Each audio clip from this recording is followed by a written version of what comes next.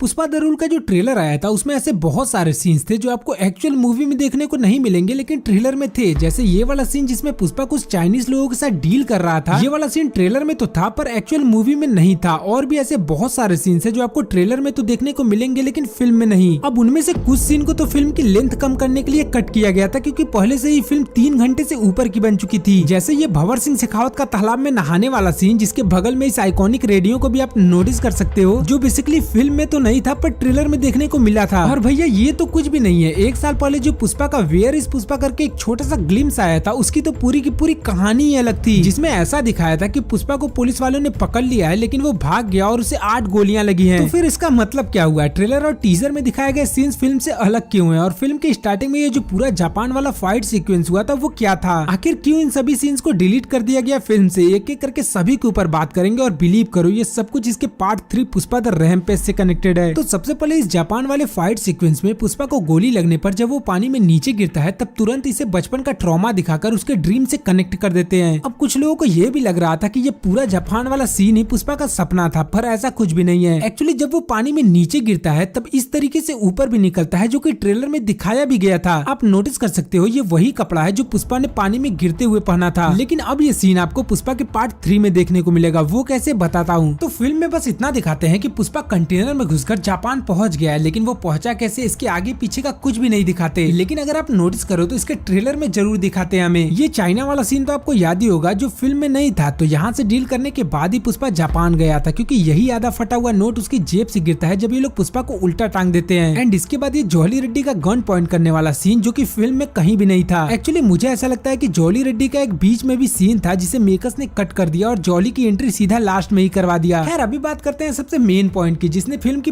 पूरी स्टोरी बदल दी और जो चीजें पार्ट 2 में दिखानी थी उसे 3 के लिए रिजर्व कर दिया। एक्चुअली पुष्पा के जो डायरेक्टर है सुकुमार, वो पुष्पा को पहले एक वेब सीरीज की तरह बनाना चाहते थे, इसलिए अगर आप नोटिस करो तो इसकी कहानी भी एक वेब सीरीज की तरह ही दिखती है। लेकिन बाद में इसे 2 पार्ट का फिल्म बनाने का डिसाइड किया गया। लेकिन फिल्म का पहला पार्ट इतना ज्यादा हिट हुआ कि उस 2 पार्ट को मेकर्स ने 3 पार्ट में बदल दिया और तीसरे पार्ट की वजह से ये सारा फक्ड अप हुआ है। एक्चुअली 1 साल पहले जो वेयर इज पुष्पा का ग्लिम्स आया था वो इसके 3rd पार्ट की कहानी है। इसके पार्ट 2 में अभी तक ये दिखाया है कि पुष्पा ने सेंट्रल मिनिस्टर के भाई और भतीजे को मार दिया है, जिसकी वजह से वो भी अब इसका दुश्मन बन चुका है और अपने भाई और भतीजे का बदला लेने के लिए ही वो पुष्पा के साथ ये सब करेगा 3rd पार्ट में। और ये चाइना और जापान वाला सीन भी इसके 3rd पार्ट का ही हिस्सा है। यहाँ पर पुष्पा के परिवार को ब्लास्ट करने के बाद की ये कहानी होगी। वैसे ब्लास्ट की बात हो ही रही है तो लगे आज बात कर लेते हैं कि एंड में दिखने वाला बंदा कौन था। तो बेसिकली इसको लेकर 2 थ्योरीज चल रही है मार्केट में। पहला तो ये कि इस बंदे का एक हाथ जला है और उसने ऐसा डेथ वाला साइन भी दिखाया था। तो हो सकता है कि ये भंवर सिंह शेखावत हो जो कि लौट कर वापस आ चुका है, लेकिन मुझे ऐसा बिल्कुल भी नहीं लगता। मेरी थ्योरी ये कहती है कि ये जो बंदा है वो सेंट्रल मिनिस्टर का वफादार है जो उसके साथ माइन में भी काम करता था। आपको याद होगा तो पुष्पा और सिद्धप्पा दोनों ने ही बताया था कि ये पहले कोल माइन में ही काम करता था, मतलब वहाँ पर ट्रक चलाता था। तो हो सकता है इसका वहाँ पर कोई ऐसा साथी हो जो वहाँ पर माइन में ब्लास्ट करता हो, क्योंकि यहाँ पर इस सीन में आप नोटिस करो तो बगल में वही माइन ब्लास्ट वाला रखा हुआ है। खैर आपको क्या लगता है ये बंदा कौन हो सकता है, या फिर आपकी कोई ऐसी थ्योरी हो तो मुझे कमेंट करके जरूर बताना। अगर मुझे पसंद आया तो मैं आपकी थ्योरीज को जरूर पिन करूंगा। बाकी बस आज के लिए बस इतना ही। वीडियो पसंद है वीडियो को लाइक कर देना, चैनल पे नए हो चैनल को सब्सक्राइब।